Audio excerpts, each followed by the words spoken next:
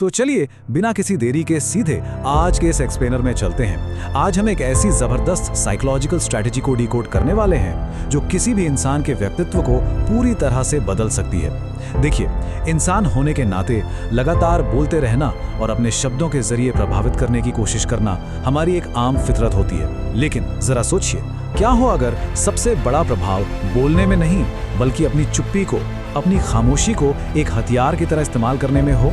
एक ऐसी चुप्पी जो आम बातचीत के शोर को बिल्कुल पीछे छोड़ देती है। आज के इस एक्सप्लेनर में हम द आर्किटेक्चर ऑफ साइलेंस को पूरी तरह से ब्रेक डाउन करने वाले हैं। अब यहाँ एक बड़ा और बेहद दिलचस्प सवाल पैदा होता है, आखिर क्यों कम बोलने वाले लोग अक्सर ज्यादा ताकतवर और थोड़े रहस्यमयी लगते हैं? अगर थोड़ा ध्यान दिया जाए तो अपने आसपास एक बहुत ही आम बात देखने को मिलती है।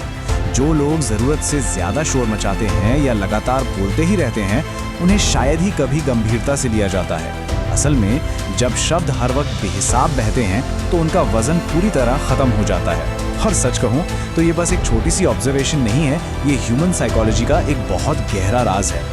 ओके, तो आइए इसमें थोड़ा और गहराई से उतरते हैं। Section 4, law 4, the silent power. Robert Greene की एक बेहद मशहूर किताब है द 48 लॉज ऑफ पावर।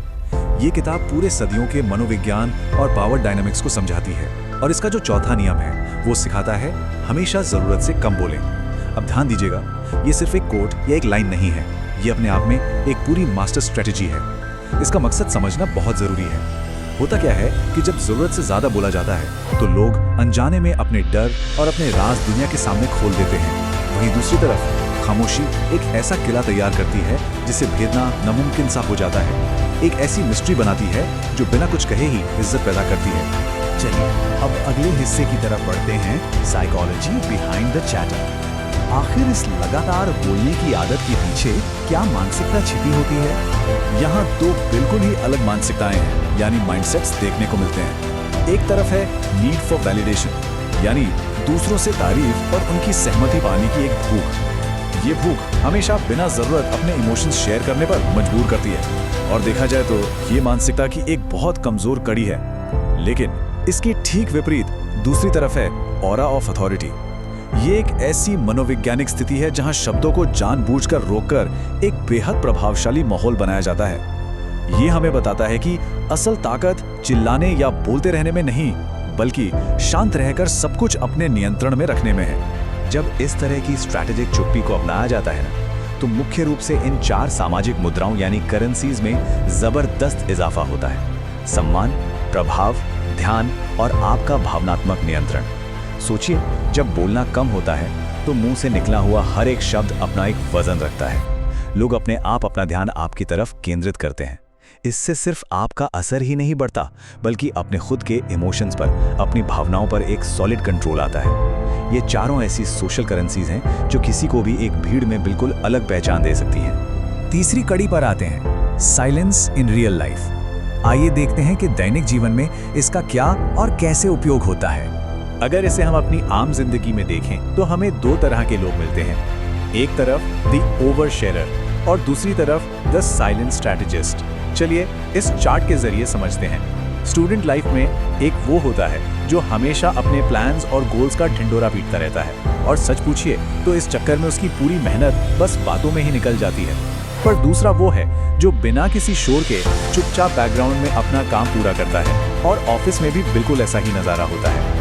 जो एम्प्लॉय हर चीज में अपनी राय देता फिरता है, ऑफिस गॉसिप का हिस्सा रहता है, उस पर कोई जल्दी भरोसा नहीं करता। पर जो एम्प्लॉय सिर्फ तब बोलता है जब वाकई जरूरी हो, उसके शब्दों को अक्सर आखिरी फैसला मान लिया जाता है। और हाँ, एक बात और, ये नियम सिर्फ ऑफिस या स्कूल कॉलेज तक ही सीमित नहीं है। जरूरत से ज्यादा बातें शेयर करने से आकर्षण और भरोसा, यानी अट्रैक्शन और ट्रस्ट, दोनों खत्म हो जाते हैं। आजकल सोशल मीडिया की इस दुनिया में जिंदगी का हर एक पल शेयर करके लाइक्स और वैलिडेशन बटोरने की जैसे एक आदत सी बन चुकी है। पर क्या कभी इस बात पर ध्यान दिया गया है कि इस चक्कर में खुद की मेंटल एनर्जी और वो जो एक रहस्यमयी इमेज होती है वो पूरी तरह खत्म हो जाती है? मेरा मतलब है, जब हर कोई किसी के बारे में पहले से ही सब कुछ जानता हो तो फिर कुछ नया डिस्कवर करने का वो एक्साइटमेंट और वो चार्म बचता ही नहीं है। इस पूरे कॉन्सेप्ट को स्ट्रैटेजिक साइलेंस या रणनीतिक खामोशी कहा जाता है। और मजेदार बात यह है कि ये कोई नया ट्रेंड नहीं है।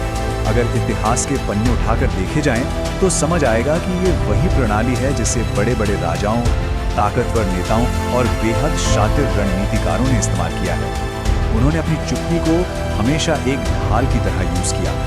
ये वो लोग थे जिन्होंने अपनी आवाज को ऊंचा किए बिना पूरे के पूरे साम्राज्य चला दिए।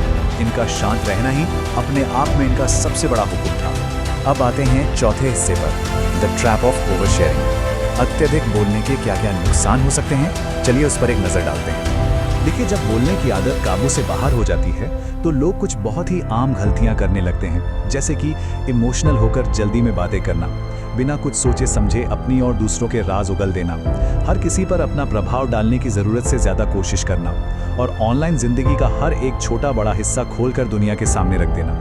और इसमें सबसे बड़ा ट्रैप ये है, जब हर किसी को इम्प्रेस करने के लिए शब्दों का जाल बुना जाता है ना, तो असल में इंसान सबसे ज़्यादा साधारण लगने लगता है, यानी जो रिजल्ट चाहिए था उसका बिल्कुल उल्टा हो जाता है। तो आइए बढ़ते हैं पांचवें और आखिरी हिस्से की तरफ, मास्टरिंग द स्ट्रेटेजिक पॉज। इस रुकने की कला को आखिर सीखा कैसे जाए? ये 4 स्टेप्स किसी गेम प्लान से बिल्कुल कम नहीं है।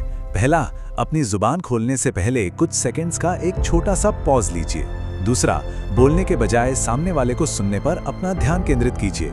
तीसरा, शब्दों का इस्तेमाल सिर्फ तब कीजिए जब आपका एक सटीक और क्लियर मकसद हो। और चौथा, अपने शब्दों को थोड़ा पीछे करके अपने एक्शंस को आगे आने दीजिए, उन्हें बोलने दीजिए। जब भावनाओं में बहकर बोलने की आदत और बेवजह अपनी सफाई देने की मजबूरी को रोक लिया जाता है, तभी एक असली मास्टर स्ट्रैटेजिस्ट बाहर आता है। एक बार ये आदत बन गई तो आपका प्रभाव बढ़ना पूरी तरह से तय है।